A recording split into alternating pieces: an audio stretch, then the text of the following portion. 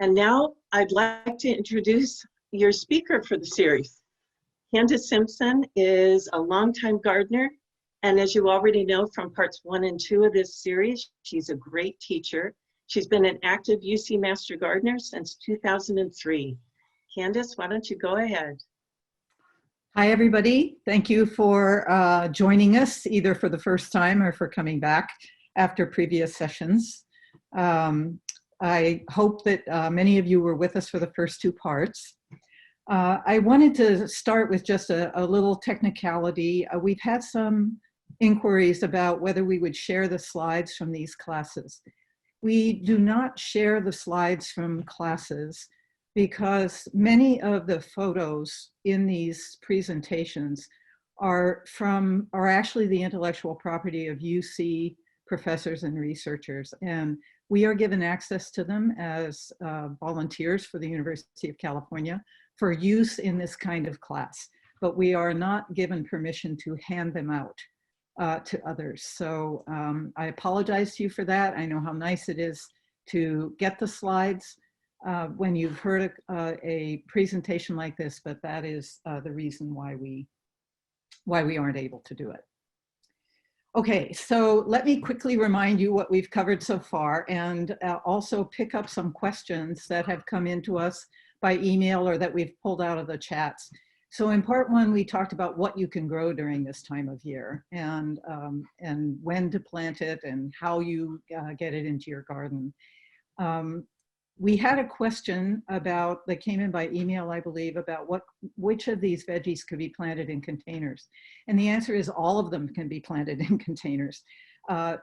You want to use the largest and especially the deepest containers that you can find. The area at the top, surface area, you will be naturally limiting, but you do want to have them be as deep as possible so the roots have the maximum amount of soil to go through. You use a good grade of potting soil. Do not fill them with garden soil. Be sure it's a good purchased potting soil, and be sure to keep them fed and watered. Like any container, these containers are going to dry out faster if the rains don't stay steady, and also fertilizer will wash out of them faster. So be sure that you watch your plants and keep them well watered and fed. So that's the answer to that question. There were a number of questions about the soil, and we promised you we would do a class on soil soon, and we have plans for doing that. So do watch the website for that. But the main question that I wanted to address was whether rototilling was okay, as opposed to hand digging your garden. For a new garden in clay soil, you are definitely going to have to dig and break up that soil, and it is a hard job. If contemplating doing that by hand is keeping you from making a garden, by all means rototill. You should never have to do it more than once. You can use the tiller to break up that soil initially, and then thereafter, when you start amending it with compost, you should be able to loosen your soil each season by hand. Unless, of course, you have a very large garden, in which case you may need to use a tiller. The big thing is you don't want to pulverize the soil. And in order to be sure you don't do that, you need to do it at the right level of moisture, which we talked about last time. It needs to be wet enough to dig, but not so wet that it just sticks in a sticky clump. It should break apart when you drop it on the ground. And then you don't want to till over and over and over. Just till enough to break it up into medium-sized chunks, say apple-sized chunks, and get to work with your compost. And over the years, you will find those apple-sized chunks breaking up into bean-sized chunks or pea-sized chunks, and sort of held together by compost. And that's really what you want as a final texture for your, or structure for your soil. Okay, hope that answers that. Oh, there was a question about gypsum, using gypsum for breaking up clay soil. Gypsum only works on soils, on clay soils that have a lot of sodium in them from salt. The calcium in the gypsum breaks up replaces that sodium, and therefore breaks that clay. We call it a sodic soil for the sodium. It breaks it apart. It does not work on ordinary clay that is not sodic. That's a misunderstanding about gypsum. So unless you have a salty soil, gypsum is not going to help. Okay. There were also questions in the chat about mulches. And so I wanted to say a couple of things about that. Mulch is definitely your friend in the garden. You should cover any bare soil with a mulch. It does so many good things for the soil. This photo is an old one of the Palo Alto demonstration garden, quite a few years old. Things have changed there for those of you who have been there recently. But you can see several different kinds of mulch, used here. The vegetable beds you can see have a dark mulch. That's actually compost, which is used around the vegetables. But the paths into the bed have a wood chip, like a redwood bark, small redwood bark path. And outside that whole circular bed, you see a much coarser arborist chips, the free wood chips that we get from arborist work. So we've used different kinds, but they're all plant-based. Anything that you use that is not a growing plant that covers bare ground is called a mulch. You can use rock or paper or plastic for mulch, but there are some additional benefits of using a plant-based mulch. All mulches help to retain moisture in the soil. They help to protect the soil surface. They help to suppress weeds. And so for all those reasons, you do want to use a mulch. In your vegetable garden, in the beds, you want to use something that you can either incorporate into the soil after the season, or that you can easily remove, like straw. So compost is easy to incorporate, straw is easy to remove. There were, I think, some questions about whether you could reuse mulch, and the answer is yes. If it's easy to get it off and put it back on, like straw again, you can definitely reuse it from season to season. The only condition under which you might not want to do that, if you've used straw in the winter, it might be pretty soggy and could even be rotting away by the spring. But so you may not want to use that, although it won't hurt anything to use it. But after the summer season, definitely you can rake off that straw and put it back. If you don't already know, rice straw is a lot more pleasant to work with than oat straw. It is softer, so it's easier to handle and easier to put around your plants effectively. And it is available at feed stores. There was another question about where do I buy bales of straw, and feed stores are probably the most economical. One thing about reusing mulch that I forgot to mention, and that is if you had an infestation of insects around on the plants that you're thinking about reusing mulch, I wouldn't reuse it. As I explained last time, there are a lot of insects that overwinter in your garden. They just hunker down in the mulch or in the top layer of the soil and wait for better times. So if you knew you had a lot of mites or squash bugs or flea beetles on your eggplants or any of these other wonderful insects that we get to know so well, it would be better to compost your mulch and use fresh mulch on your next vegetable garden. Okay, then there was a very good question about fertilizers, and that was, what do you do if you're using a material for your fertilizer that doesn't come in a box and therefore, or a bag, and therefore doesn't have information about how much to use? Or maybe it's a material like alfalfa pellets that isn't being sold as a fertilizer, but you're going to use it as a fertilizer. So that's an excellent question. So I just want to repeat that if it does come in a box or a bag and there are instructions on it, that you should always follow the instructions on the package. They are designed for success. So you definitely want to do that. there was a question about what a complete fertilizer is. And so I'm just going to point out, if you can see my little arrow here, these 3 numbers on this fertilizer package are, if they're not 0, that's called a complete fertilizer, meaning it has the something of the 3 primary nutrients needed by plants. Nitrogen, phosphorus, and potassium, in that order. The only one that we are concerned with here, if you are growing in Santa Clara County clay, is the first one, because the other 2 are plentiful in our clay soil. So nitrogen is the only thing that we worry about.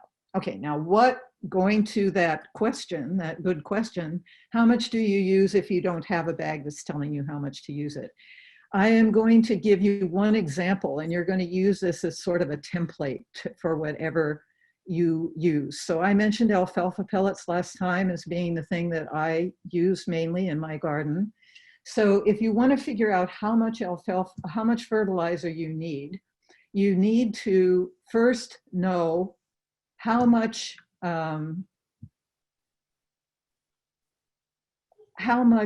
that you need to know an amount of nitrogen per square yard in your garden that you should be using. And I'm going to tell you, as a rule of thumb, you want to use about 0.02 pounds of actual nitrogen per square yard. To those of you that are scientists and happy mathematicians, I am going to apologize for not using the metric system. I'm sorry about that. Sorry about skipping that slide. But I just find that it's easier for most of my audiences if I keep this in pounds and square yards. So that's why I've done that. So 0.02 pounds of nitrogen per square yard. Alfalfa, as you see in the lower half of the slide, is about 2.5% nitrogen, or about 2% nitrogen. So that means it's 0.025 pounds of nitrogen per pound of alfalfa. So if you need 0.020 pounds of nitrogen, you need about a pound of alfalfa per square yard. I think most of us can easily look at our garden beds and estimate, okay, there's about a square yard here, a square yard here, a square yard over here. And I find this is a pretty easy way for gardeners to come up with a number. So if you had a 4x8 bed, it would be 32 square feet. That would be a little over, would be about 3.5 square yards. And so you would need about 8, 9, you would need about 3.5 pounds of alfalfa.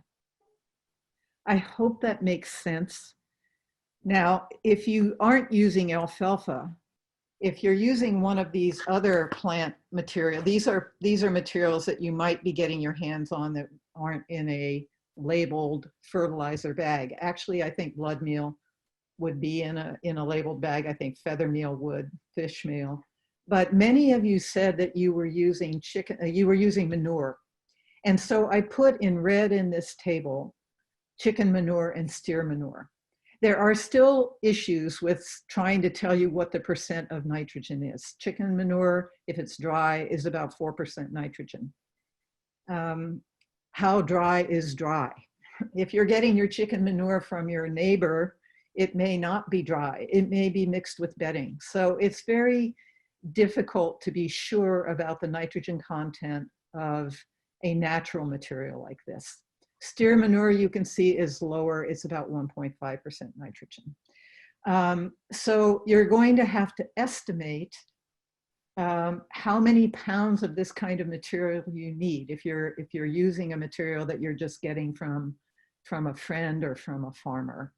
And but you can use these numbers as a guide. If it's dry chicken manure, about 4% nitrogen, wet about 1.5, steer manure about 1.5. Yes. Can I break in? This is Sharon. Sure. So I've got a couple of follow-up questions on the alfalfa. So how many cups of alfalfa pellets? Okay, it's about a quart, but I highly recommend you do what I did when I started using alfalfa about 20 years ago or 25 years ago. I actually brought alfalfa in and weighed it on my kitchen scale. and found a container that I knew when it was full was about a pound of alfalfa. So And I suggest that you do that, but it is about a quart.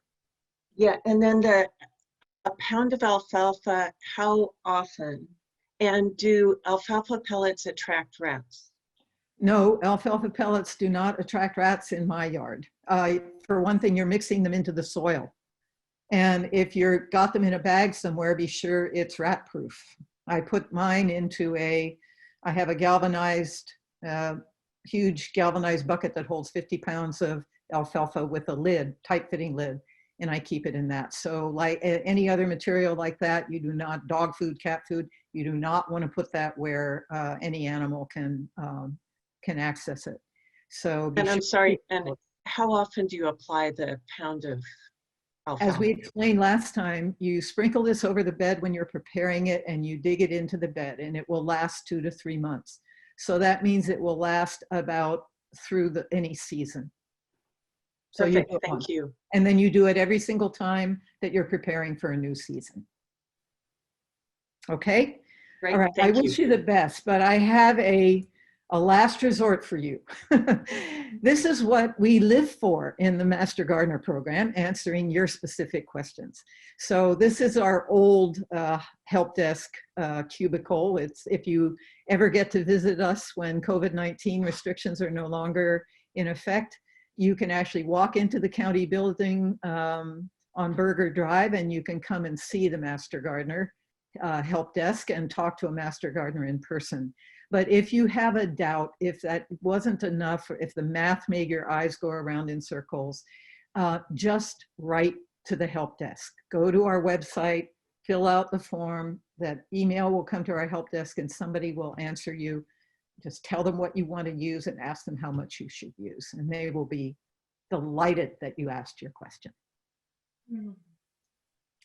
Okay, there were a couple of questions about irrigation, and this one is even harder, believe it or not, than the fertilizer to get really specific about it. Fortunately, the joy of the cool season is that usually you're not irrigating. You're not having to worry about it because the rains are taking care of irrigation for you. Because it's cool, the water lasts longer in your beds. We don't have the issue of evaporating from the beds because of the heat of summer. So that is the good news, but you still have to be vigilant because there are years when we don't have regular rains. And so you are going to possibly have to be using your irrigation.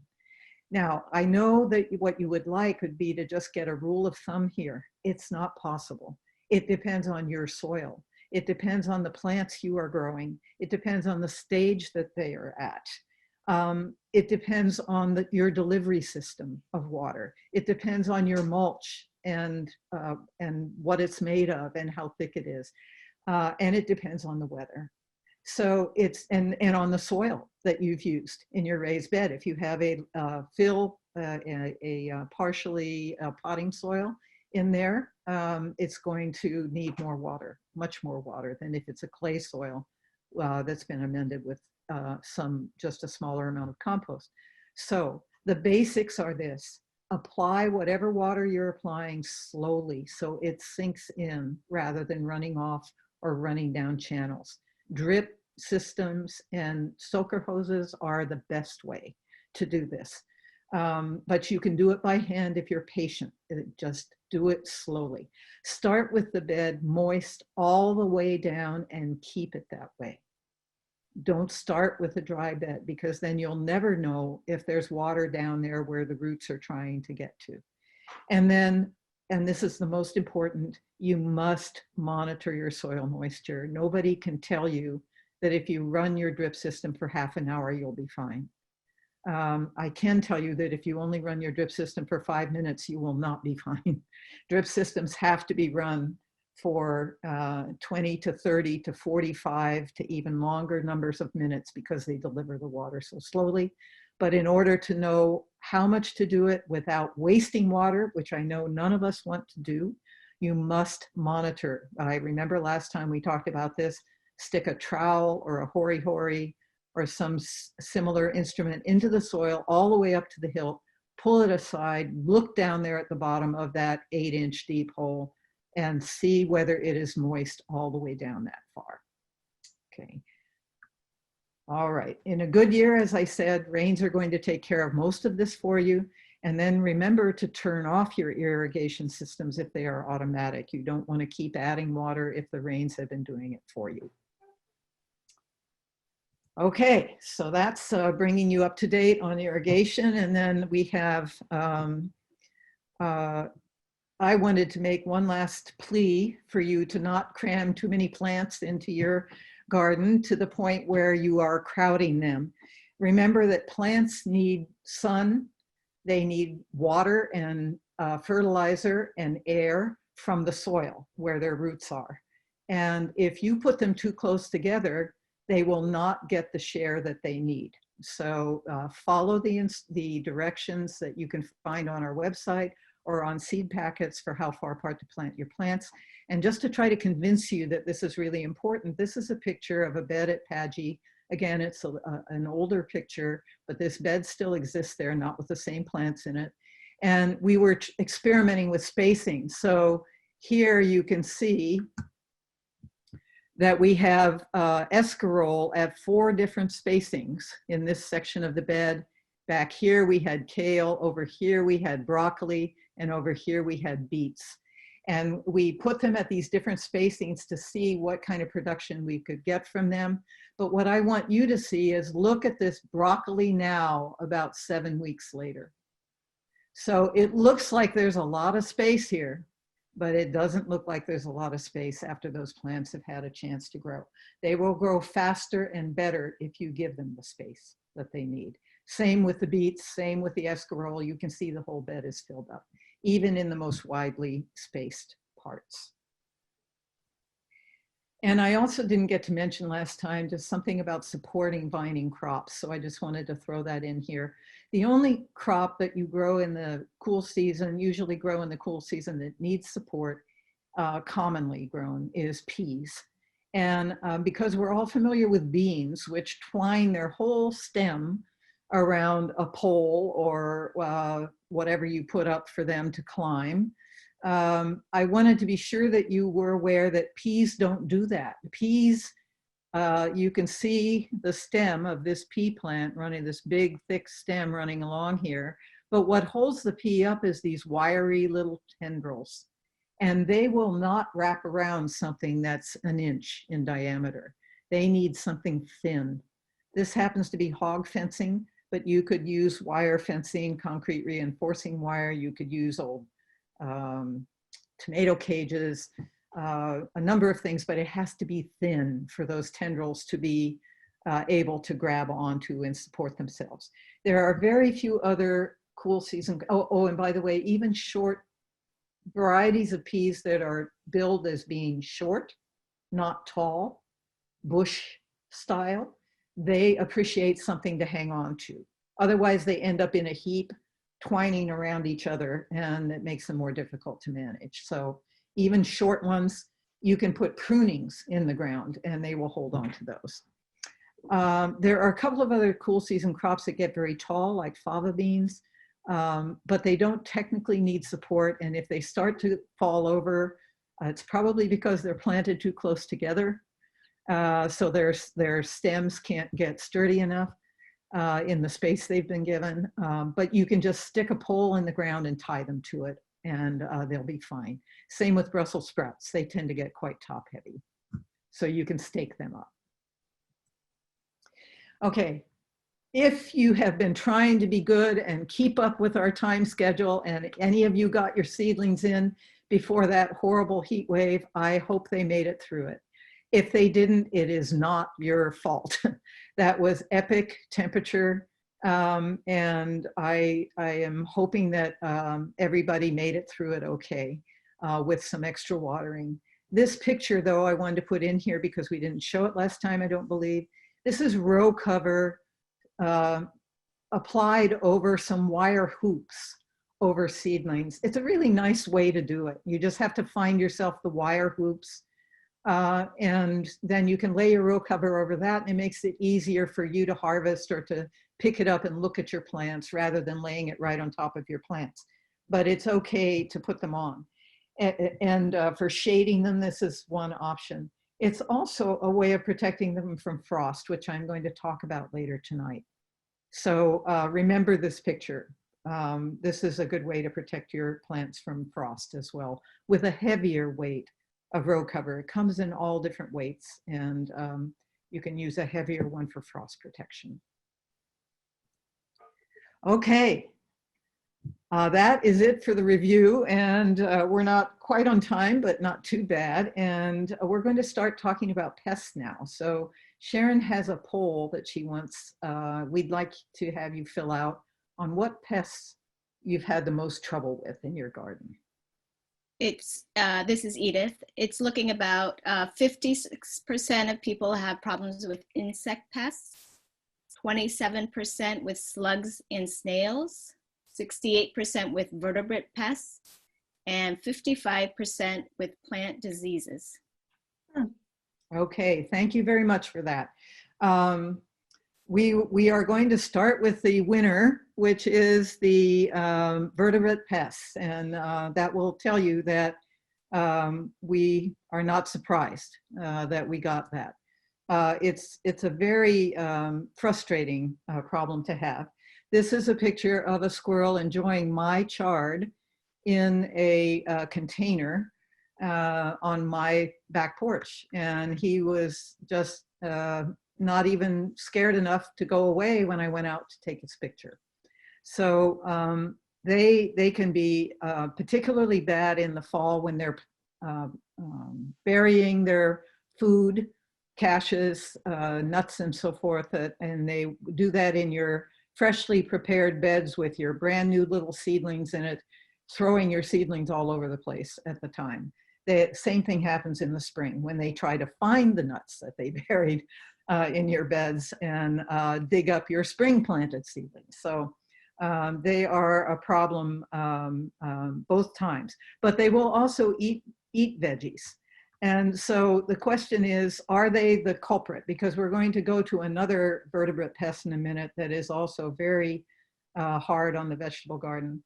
So how do you know whether it's squirrels that are doing damage? Was it squirrels that were eating your tomatoes this summer? Is it squirrels that are eating your fruit? Is it squirrels that are eating your lettuce? So the first question is, do you see them in your yard? So are they there regularly? And is the damage done during the day? Now, in order for you to know that, you're going to have to do a little detective work of going out at night around dusk and checking out your garden, because squirrels will not be active in the night. So you would have to go out at dusk and then again early in the morning. And if the damage happened during that time, then it is not squirrels that are causing the damage. And we'll talk about what it probably is next. The other thing about squirrel damage is it's pretty major and pretty messy. So they're not, you can see this guy just tore a big piece of this leaf off and is sitting there eating it. And he will knock a tomato off your plant or bite it off the plant and run 6 feet with it and eat it someplace else. So if it's like that, if it's pretty major and the material is moved around, it's likely to be a squirrel. It is against the law to catch and release squirrels elsewhere. So trapping these guys and then have a heart trap and taking them somewhere is actually illegal. We have 3 kinds of squirrels here, and 2 of them are protected. The trapping of squirrels is very difficult because you can't be sure that you have trapped the ones that are the one that is trappable and not one of the ones that is technically illegal. So exclusion from your garden, a plot from your garden beds is your best defense. I understand that dogs are also very good for this purpose, if you have a terrier especially. I will show you in a minute a couple of ways to exclude them, but I want to show you some other pests first. This is the guy that does an awful lot of damage to our vegetable gardens and our fruits, and for which squirrels often get blamed. This is because rats are nocturnal, so we don't see them doing the damage. And they're also pretty darn subtle and clever. and they are very intelligent and can get into almost anything that we might put up to try to foil them. But if you see that the damage is happening at night, it is much more likely being done by a rat than by a squirrel. Also, rats are very neat in the way they eat things. So you look, they will come back to the same tomato night after night after night and hollow it out. So the outside of it will still be there, and they'll be eating out the insides. They do the same thing with oranges. There are ways that you can look at the damage with many of our cool season crops, like lettuce and spinach. They love spinach, and they will eat the center out, the growing heart out of a lettuce plant or a spinach plant. But I have had them when I was away on a trip, and so the garden was unattended for a long time. I've had them strip 2 to 3 foot tall collard plants of all the greenery. So clearly I had a lot that year. It is eaten in place, not removed from the plant usually. So they just sit on the plant, the spinach plant, or at the lettuce plant, and eat it right there. They don't tear it apart and take it elsewhere to eat it. So if you, with those clues, if you think that they might be doing the trouble, you want to look for areas in your yard where they might be nesting. Overgrown hedges and shrubs are popular. Cold compost piles, that is, if you've got a compost pile where you've been stacking up yard waste, but it wasn't ever hot or it has gone cold, that is perfect rat nesting area. Wood piles or piles of lumber that are on the ground that they can get behind or underneath. That's another good nesting area. But they can also come to you from your neighbors. Rat control, I'm afraid, is a neighborhood-wide project, and it's difficult. You can trap rats. There is no restriction. You can use snap traps. There are ways, I'm not going to go into it tonight. I can't demonstrate it. But there are ways of setting them. You bait the trap and don't set it for a number of nights until you know the rats are taking the bait.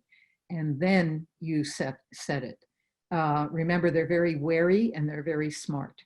And we can refer you, the help desk can refer you to wonderful materials on the UC pest management site that will tell you exactly how to take care of rats. I would be very surprised if there was a single vegetable gardener in Palo Alto that didn't have rats affecting their vegetable gardens. And here is a pest, a vertebrate pest that we all think of as something we really want in our gardens, but there are certain times of the year when these beautiful little critters can be quite annoying. If you see the way that plant is torn so raggedly and around the veins of the plant and the edges of the leaves, that is very typical bird damage. If something did that to your sunflowers this summer, I can guarantee you it was finches, most likely a lesser goldfinch, which is very common here. Again, people think it might be insects. It's not, it's birds. And they also love nipping off pea seedlings when they first come out of the ground, or tearing away at lettuce. They love lettuce. More of a problem in the spring than in the fall, but with cool season crops both times. And then with sunflowers in the summer garden. So some things you could do to protect your peas if you're planting them from seed is to put strawberry baskets over them when you've planted them, and weight it down with a stone or pin it down with a staple, an earth staple. And that will protect it until it's big enough for the birds not to be after it. They like picking off a bean leaf or a pea leaf when it's just barely out of the ground. You can cover seeded beds or small seedlings with row cover, or even large lettuce plants with row cover, and that will stop birds. Okay, for rats and squirrels, you need something a little more ferocious to keep them out. This is something that many gardeners have tried successfully.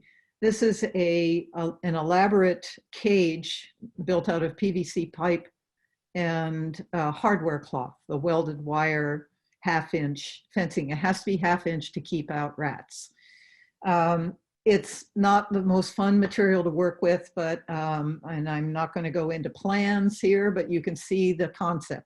You can also just fold hardware cloth into boxes or tents or various shapes that fit your garden and just set it over. These are more permanent and easier to work with because you don't constantly get scratched by the raw edges of the hardware cloth. But this is a good way to exclude both rats and squirrels. Be sure it's pinned down to the ground because rats don't need a lot of space, and they're willing to dig a little bit, not very much, to get under it. So be sure it's tight on the ground. This is sort of an ultimate solution that I see coming up more and more in people's yards to accommodate any height of vegetable, including your tomatoes in the summer. So it's actually a room built out of hardware cloth framed with redwood and built on top of a raised bed. So you can see this isn't rocket science. It's just, how do I get this to be tight and so that a rat cannot find a way into it? And, you know, I think more and more of us are thinking about encaging our whole garden in order to stop the damage from rats. There are, of course, other ways to deal with vertebrate pests, but these are the ones that are most acceptable to vegetable gardeners. Okay, so let's do some of the others. Slugs and snails are also part of our ecosystem, but you can rid your lot of slugs and snails. So the best way to do it is to hand pick them when they're out there, which is at night. It's actually fun to go out there at night with a headlamp and a bucket and collect these guys and get them out of your garden. So when they're coming out. But you can also find where it is they're hiding during the day. During the day, they're not in your garden. They go someplace cool and moist to rest during the day, and they come out again at night. So find those places. You've probably been shocked sometimes to find them under a board that was left lying on the ground, or under a potted plant that's elevated a bit from the ground. You may find that there's a whole lot of snails in there, or you might find them that they're crawling up in a tree or behind offset boards on a fence. So find those hiding places and eliminate them during the day. And by eliminate them, I don't mean throw them over the fence into the neighbor's yard. For one thing, they're likely to come back. You have to have the courage of your convictions, that I always tell people, and crush them. If you really can't bear that, you can put them in a plastic bag and put them in the garbage, but that seems kind of excessive. If you want to use a bait, the least toxic baits to use are the ones that have iron phosphate as their active ingredient. There are a number of different brand names. You want to look on the box and find that the active ingredient is iron phosphate. And that's the only pesticide that you want to be in there. When iron phosphate disintegrates, when those pellets disintegrate and it goes into the soil, it simply adds iron and phosphate, both of which are plant nutrients, to your garden soil. So it is not harmful. Be sure, with even more than with fertilizers, be sure when you use any pesticide, and this is a pesticide, even though it's not its toxicity is directed at snails and slugs. Be sure you follow the directions on the package. Virtually everyone overuses these kinds of baits. They are, it's about 1/4 teaspoonful of pellets for a square foot of space. That's hardly anything. And people just shake it out, too much of it. So again, as with any other substance like this, keep it in a safe place, keep it contained. Dogs, as we know, are pretty indiscriminate about what they will eat. And even though it's not very toxic, if they eat enough iron phosphate, it is definitely not going to be good for them. So this is hand picking is how I got rid of slugs and snails in my yard. Slugs are a bit harder, I will grant you. They're not as nice to pick up. So that's when you might want to use one of the baits with iron phosphate.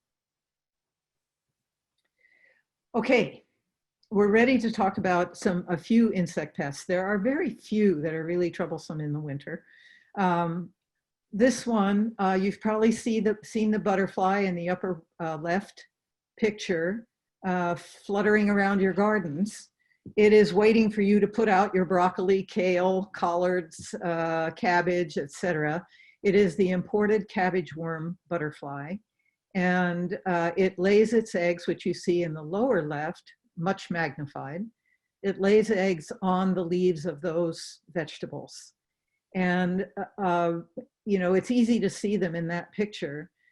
If you turn, it's always on the underneath. If you turn the leaves of your plants over, what you will see is not something that clear, but tiny little yellow whiskers. It looks like a little tiny yellow whisker, cream colored whisker. It is, because it's on a dark green leaf, you will be able to see it, but you do, I mean, think about how small an insect egg must be. That's how small it is, but you can see it with the naked eye. You can train yourself to see it. By far the easiest way to foil this pest is to find a way to keep it off your plants, like row cover, or the hardware cloth cages will keep this butterfly from getting to your plants also. But if you can't do that, or for some reason, you can wipe off the eggs with your finger. There's only going to be a few on there, sometimes a lot if you haven't done it for a few days. But they're singly laid, they're not laid in big groups, and you won't even know you've done it. They're so tiny. So I highly recommend hand brushing these eggs into oblivion. If you don't, they will eventually hatch into very tiny caterpillars that you won't be able to see very well at first, and that are also pretty good at hiding along veins and where the leaf meets the stem and so forth. But eventually they will grow by eating your leaves, the leaves of your plant, as you see in the upper right, those big holes that have been chewed out of the side of that broccoli leaf. And there's the culprit right there. And they also eat leaves, not just on the edge. It's sort of a velvety looking caterpillar that can grow to about 1 inch long. And there's a little bit of a blow up of it down below, of a smaller version of it, so you can see what it looks like. Easy to hand pick.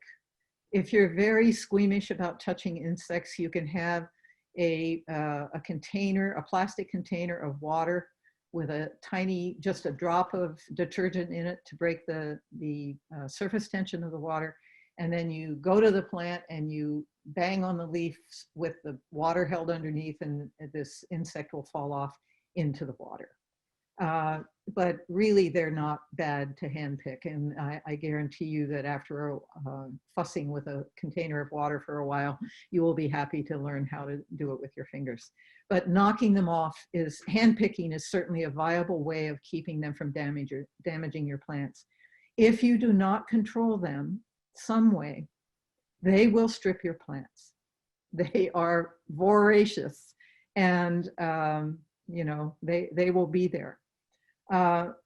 Another thing to know is that our gardens are full of insects that are helpful rather than harmful. Insects that eat these eggs, insects that eat the tiniest caterpillars.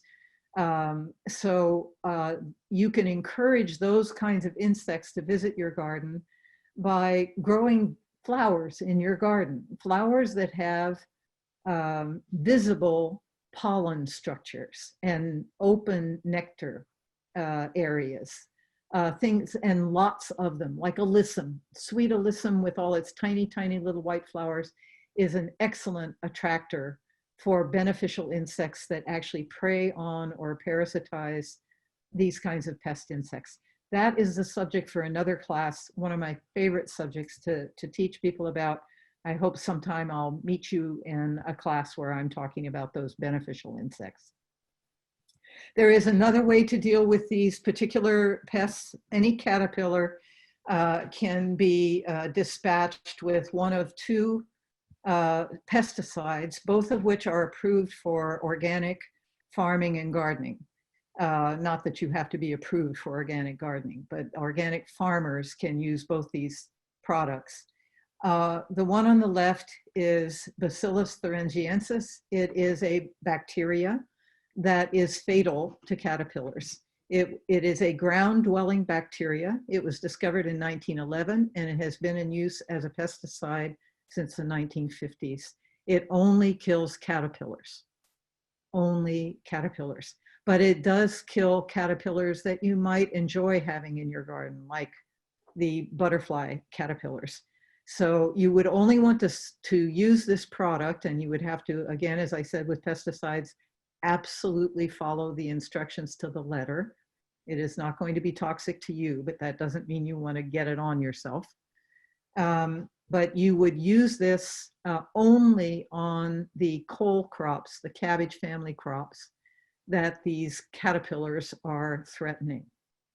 You would not use it all over the garden, because if you put it on plants that other butterflies visited, they could also be killed by it. I'm not going to go into all the features of it, but just know that it exists. It's called BT for short, and you can find it in any garden center, and be sure and follow the instructions. And the other one that I've got here is spinosad.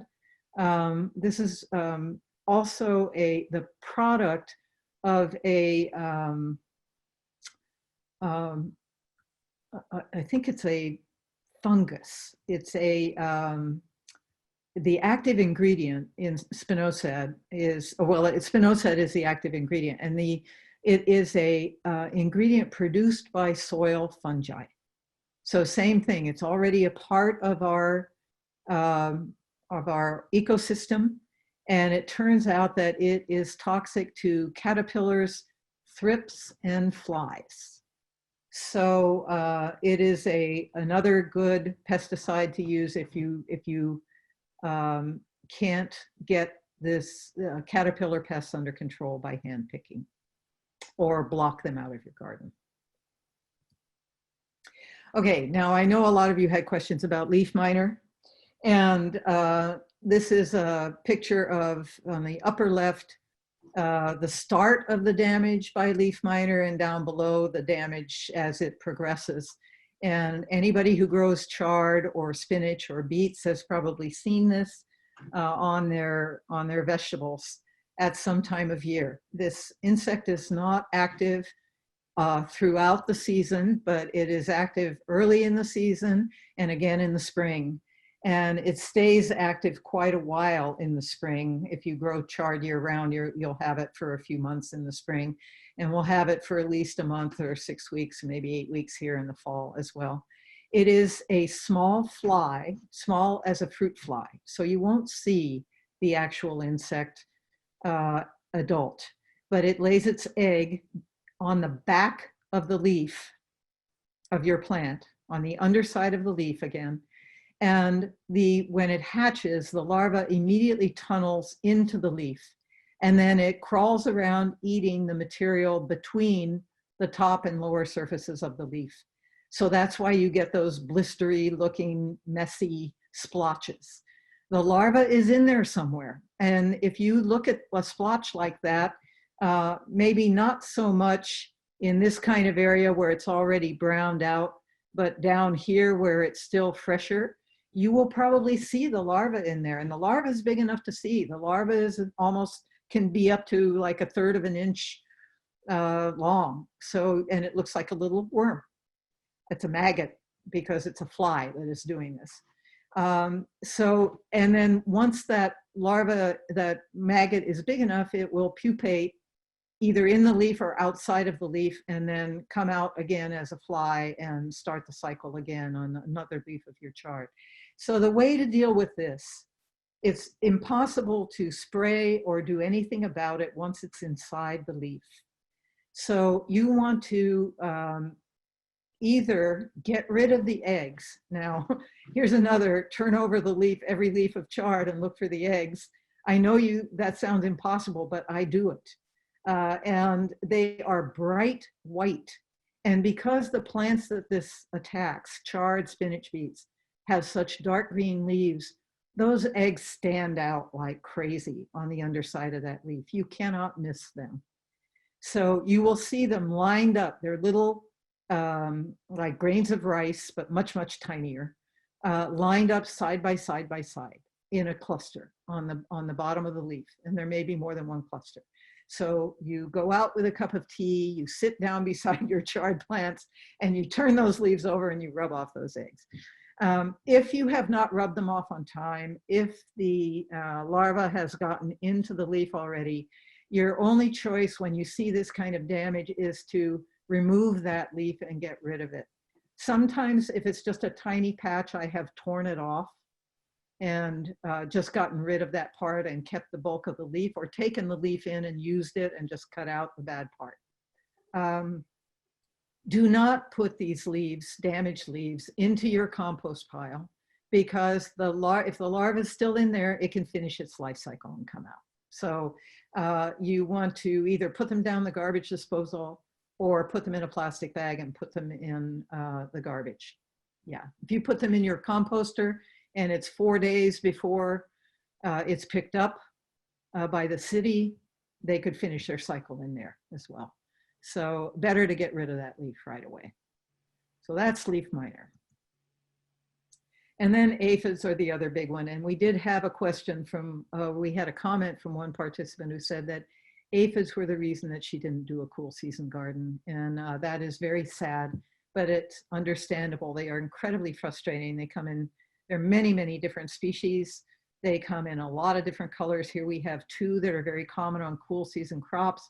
On the left, you see the black bean aphid, sadly on chard, but it's nevertheless, it's the black bean aphid. And on the right, you see the cabbage aphid, appropriately on cabbage, but it will get on kale, collards, anything in that cabbage family.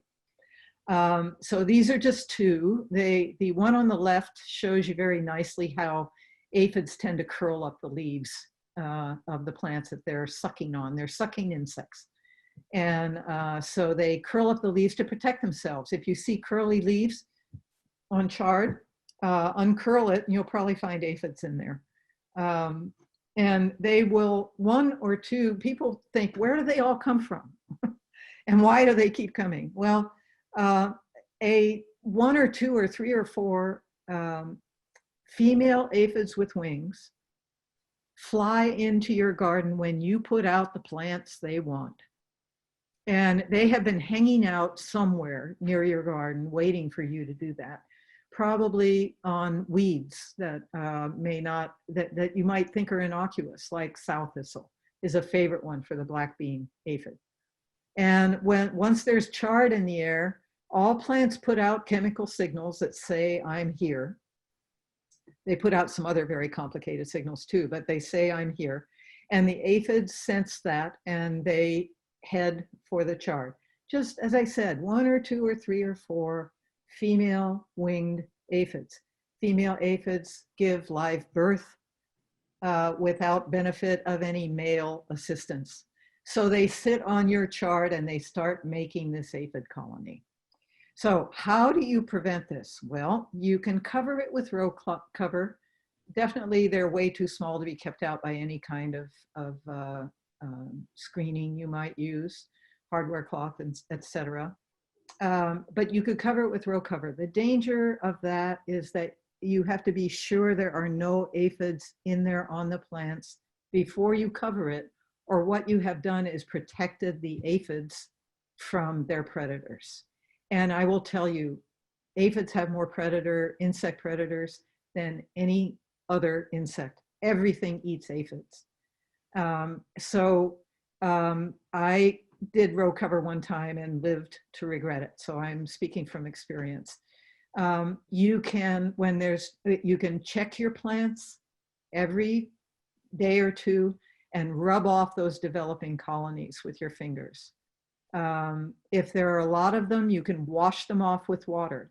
You may do a little bit of damage to the leaves of your plants with a hard stream of water, but it may be worth it to get the aphids off. They are highly unlikely to be able to crawl back up. They're too soft-bodied to crawl out of a puddle of water and get up. So washing them off with water is good. If a leaf is really, really badly infested and you can't imagine being able to wash it off, you may want to just take that leaf off the plant. That's another way to do it. It takes vigilance and persistence. They're only active for a few weeks and then it gets too cold for them. So you can take pleasure or comfort in the idea that it won't take too long before it's too cold for them. But if you can try to stay on top of them during their days, and again, encourage natural parasites and predators by having those flowers in your garden. Herb flowers, cilantro flowers are terrific for this, parsley flowers, thyme flowers, mustard flowers, and I mentioned alyssum before, and that's also a really, really good one. Okay. Here's the floating row cover. I already mentioned that if you use that for this purpose, you could be trapping, you could be keeping out the predators and protecting the aphids. So I can't bring myself to recommend this, but if you're sure that your plants are clean, if you put it on the day you plant them and you check them when you plant them, you could try growing your plants under row cover to keep the aphids off. Okay, that's it for pests. Oh, we had this, a question about this, so let me mention this. These insects on the left are called white grubs collectively. It's a generic term. It is not a name of an insect, it's a generic term for this kind of beetle larva. The different sizes you see here are because there are different white grubs here. There are different beetles that these came from, but it was just a general picture that I wanted to show you. So they're about an inch long. They have a tan head. They have 6 legs. They curl into a C when you find them, and they have that capsule at the end of their body that is dark in color. That's their fecal material that hasn't been expelled yet. And they live in the soil. So when you find them is when you're digging your vegetable beds. And if you have a lot of them in your vegetable beds, it's because you have a very, very light, high organic matter soil. So this means that you may not have to add compost for a while, because if your bed is high enough in organic matter to attract these guys, then you probably have more than enough compost in there already. They're very commonly found in raised beds that have been filled with a soil mix designed for raised beds. They are the ones that we find here most often are the bigger ones in this picture, and they are the larva of the beetle, the beetle that you see on the left, which is the one that you find sometimes banging around your lights in May or June. We call it a June beetle colloquially. It is the masked chafer. It's a very common pest here. It does not eat your plants. It only lives, this beetle, for a month.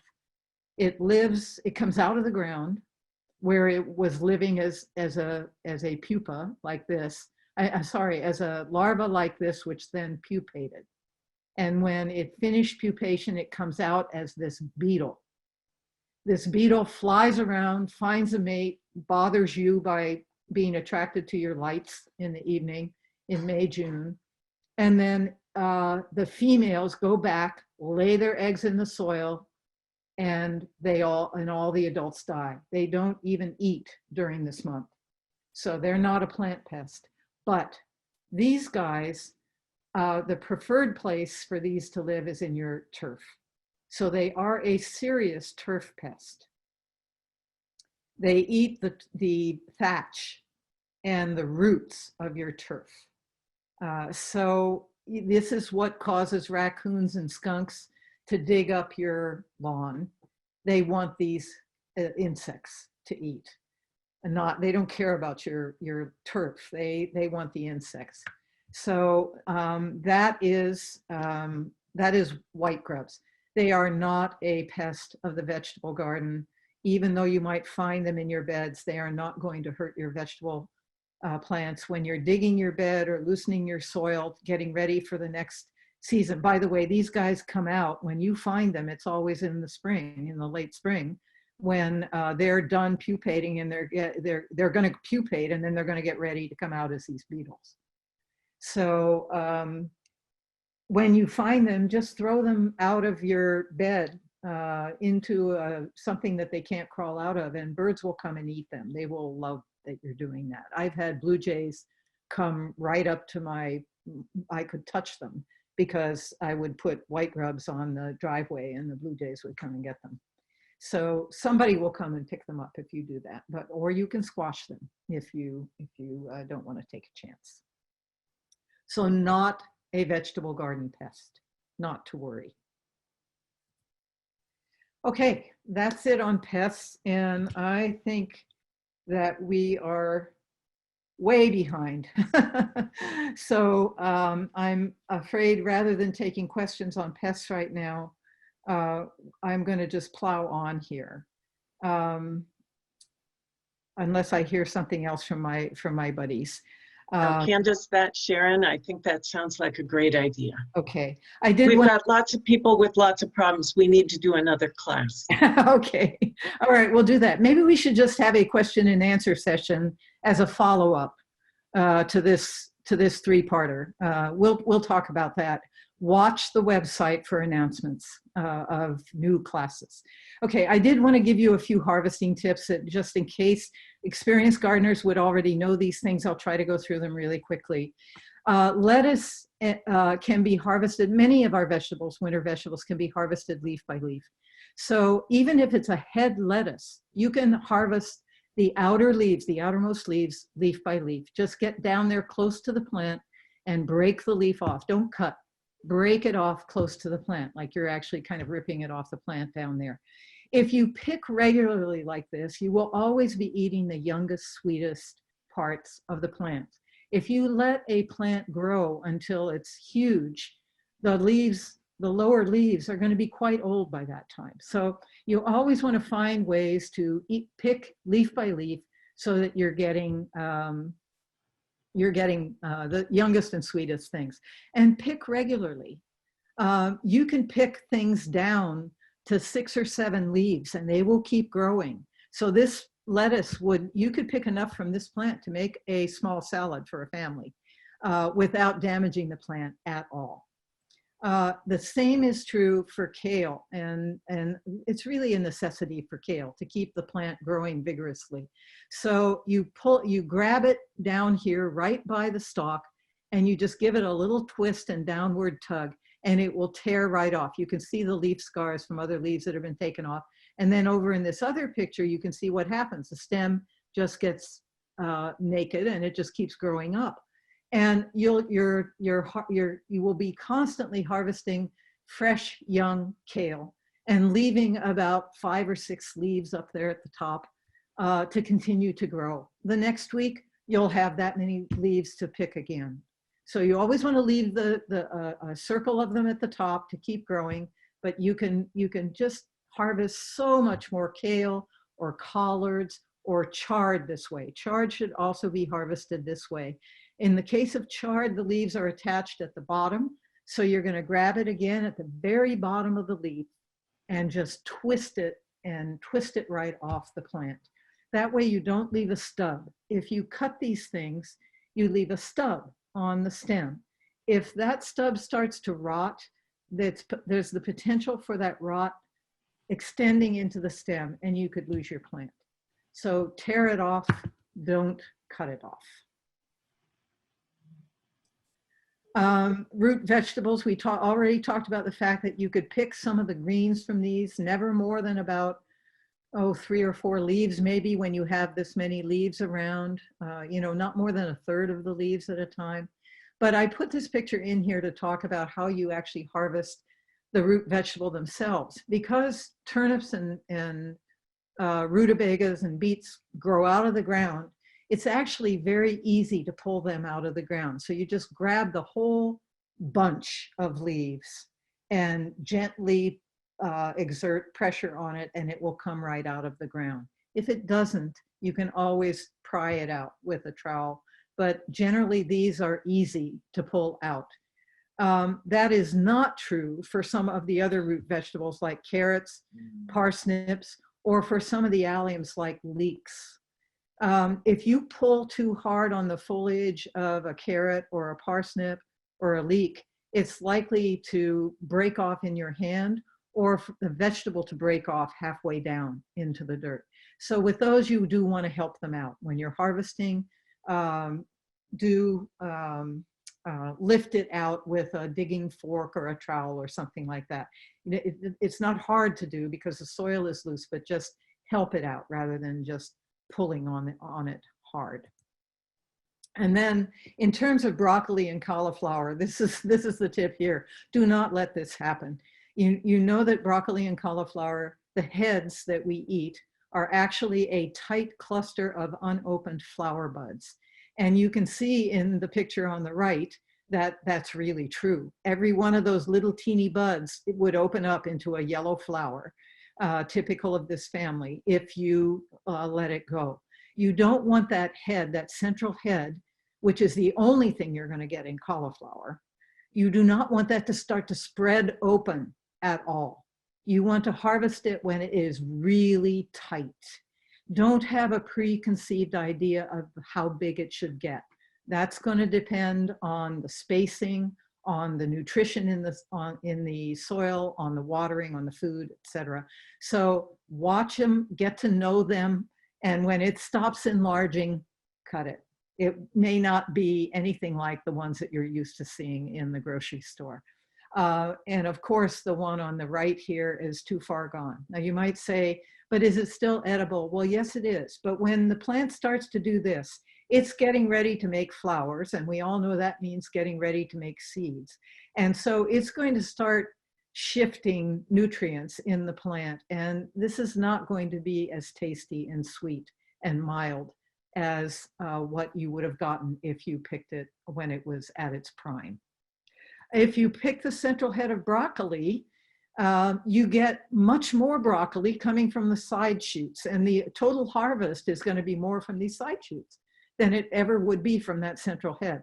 So there's no harm, no foul in picking the central head of the broccoli. This will not happen with cauliflower though. So as these small shoots form all over the plant in every leaf axil, you'll be harvesting those, and you will have many, many more meals from your broccoli plant from that. Okay, just a quick thing on frost, because I don't know how many of you live south of San Jose. Those of us that live north of San Jose and in the central part of the county do not have hard frost.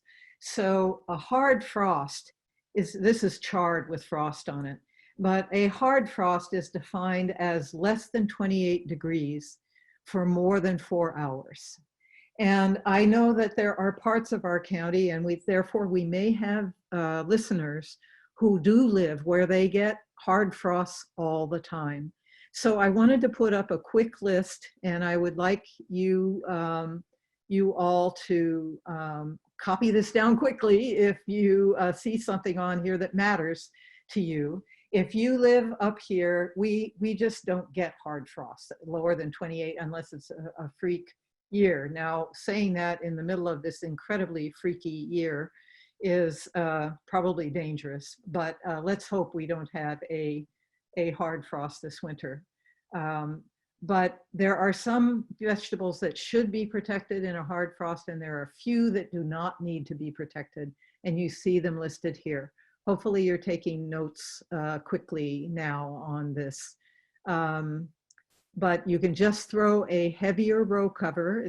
It's nice to have a little row cover in your garden shed that is heavier. When you buy row cover from a garden supply place, it will tell you how many degrees of frost protection it will give you. So you can buy row cover that gives 2 degrees of frost protection, 4 degrees of frost protection, etc. So you might want to have one that gives you, say, 4 degrees or 6 degrees of frost protection, and that will be more than ample for most of the county. But for those of you down near Morgan Hill and Gilroy, in open areas, you may need to really work at frost protection. I do understand that. Okay, we're going to talk about cover crops just quickly, because if you have any bare area in your garden, it would be terrible not to have a cover crop on it. I think we will skip the poll, Sharon, on Yes, agreed. cover crops and just talk a little bit about it. So I'm sure that some of you have grown them, and congratulations if you have done that. If you have any part of your garden this winter that you do not plan to plant vegetables, you should plan to plant it in a cover crop, which is anything that you grow not to harvest, but just to do something good for your soil. The kinds of good things that cover crops do for the soil are they protect your soil from blasting heat, from driving rain, from frost. They protect it. They will draw water out of waterlogged soil so that it won't become anaerobic. That is, it will enable the soil to continue have air in some of its pores, so that the microorganisms in the soil can continue to thrive. So it's a wonderful thing to cover the soil with. When we have our very wet winters and some cold days, it's perfect for covering the soil. So what do we use for this? And then just what most of us use it for, is there another major reason for having a cover crop is if you want it to be a green manure. That is, if you want to grow, you can grow a cover crop that actually has the capability of fixing nitrogen from the air in the soil to make it into plant available nitrogen. If you grow this kind of a cover crop, and we'll talk about what they are, any legume, if you grow this kind of a cover crop and chop it into your soil the right way, you will not have to fertilize the next season. You will get plenty of nitrogen from the cover crop. So this happens through the magic of certain kinds of bacteria that live on the roots of legumes. So any bean or pea or clover or vetch, these plants are all legumes. They live in a symbiotic relationship with certain kinds of bacteria that live in nodules on the roots, and these little white, pinkish white structures that you see on the roots of this uprooted fava bean are those nodules. The bacteria live in there. They are able to fix nitrogen from air and convert it into plant available forms. And then they give that nitrogen to the plant in exchange for sugars that the plant gives to the bacteria. So it's a symbiotic relationship. So the nitrogen goes into the plant uses it in its stems and leaves and flowers and beans or peas. But when we grow it as a cover crop, we cut it down at a particular time. We cut it down when it's about half in bloom, because we want to cut it down when the nitrogen is at its peak in the plant. And that for fava beans is when it's about half in bloom. For every legume that you might use, and here is a list of the nitrogen fixing legumes on the left. These are available from garden supplies on the web in bulk. So you can buy all of these easily by just Googling these names. Each one has its particular time of being cut down, and you are going to cut it down, uproot it, and chop it up and cover and turn it into the soil. It's a process. it's a job, but your reward is that the plant material will rot into the soil.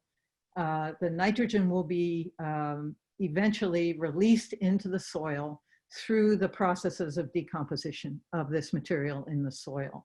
And it's not a perfect process. This is a picture of a cover crop that's been cut in, and you can see there's a lot of it lying on the surface. You want to get it covered as well as you can, but it's going to be messy. And we will show you how to do this in the spring at our demonstration gardens. So come to the Palo Alto demonstration garden, watch the website for the announcement, and we will show you how to turn in cover crop. So plant your cover crop if you want to do this. The organic material from that cover crop is wonderful for your soil, and you get this bonus of nitrogen. Now, if you don't use a legume, these are other materials that are used for cover crops. And someone asked about cover crops for preparing for growing tomatoes. Well, any of these will prepare you in terms of putting nitrogen into the soil and organic material for your tomatoes. But there is some evidence, and it's being studied very carefully right now, that the residue from broccoli plants, and I'm talking a field of broccoli, not one or two plants, but the whole bed put into broccoli, and then you can harvest the head and then chop in the residue, or certain kinds of mustards, that they may suppress verticillium wilt. We will talk about that more in other classes. I'm sorry, we don't have time to go into the details, but you might want to look that up on the web or ask the help desk about it if you want more details on how to do that, if you want to see if you can use that to suppress verticillium wilt. Okay, last but far from least is that we were going to talk about how to extend the season. And one way you can extend the season is to look at the planting chart that's on our website and check out everything that can be planted into October. And there are a couple of things that might go into even November. So you could have seedlings ready to go to replace your lettuce that you have harvested the whole head by October or November. You can probably put that in. You might be able to even put in, if you've exhausted your turnips or something like that, you may be able to get those in. So check the list and have some seedlings ready to go. Asian vegetables, spinach, these are things that can be planted quite late. The other thing is, don't, whatever you do, miss the second season, which is planting in February and March. Every single thing that we've talked about planting can be planted again in February and March.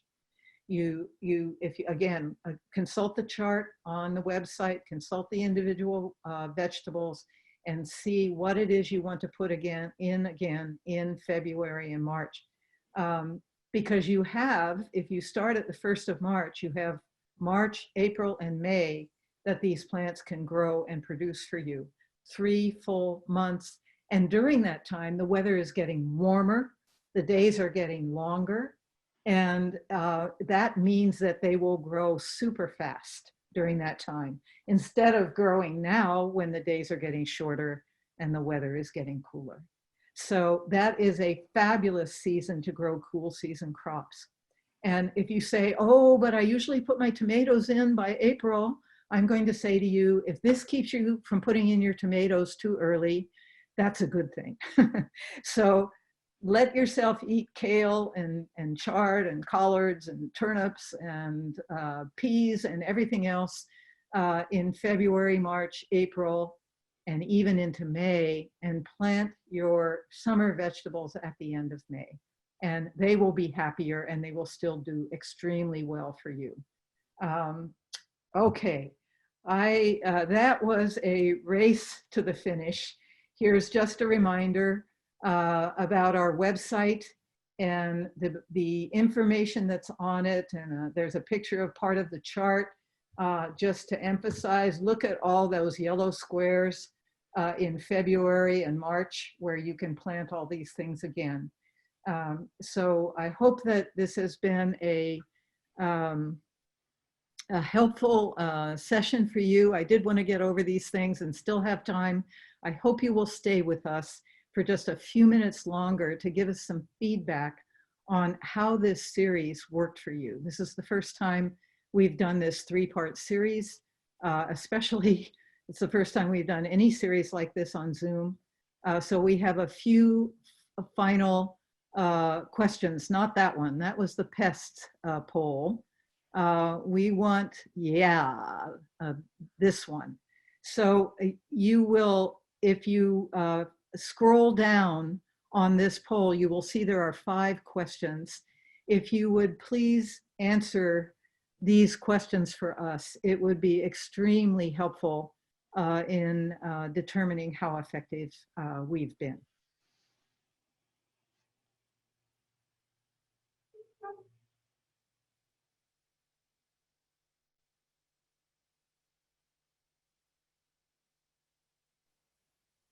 And do scroll down to go all the way to the end of the poll.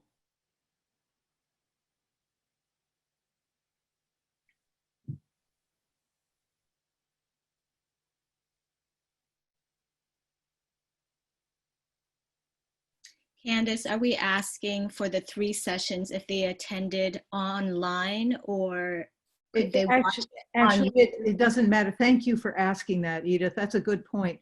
We actually want to know if you saw them. So were you live with us on Zoom, or did you view them? If you viewed them, you can also say that you attended all 3.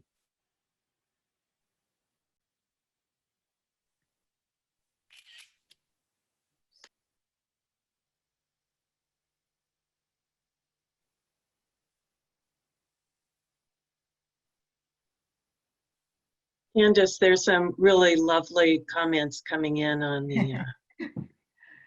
You know, so, this has been for a all really, of this. this has been a really interesting experience for me, because not being able to see you and see how you are responding to the information as it comes at you, especially this last class where we just bulldozed through here at the end. And to not be able to take all your questions in person and find out what was behind the questions, that's been very different for me. But it's been thrilling to have so many of you come back for all 3 sessions, and the feedback is it looks great, and we're getting a lot of good, interesting feedback on what we can do next for you as well. So trust me, we will be doing more classes. Again, I wish I could see you. I hope you will come to the Palo Alto demonstration garden while we're still having to do everything on Zoom. We do have an open house this weekend, this Saturday, from 10 to 12. And Sharon and I will be there again. And we would love to see some of you out there. Hopefully the air quality will be better than it is right now for that. But I would love to meet you. Please tell me that you attended the class online if you did, and you can ask all the questions you want. We hope you've been able to use the information we gave you. You've actually been able to plant some winter vegetables. Again, we're really sorry we haven't been able to get to all of your questions. I wanted to thank Candace again for her terrific presentation. We want to thank the Palo Alto Library for co-sponsoring the event, and to all of you for attending and for all your questions. Take care and happy gardening. Thank you, everybody.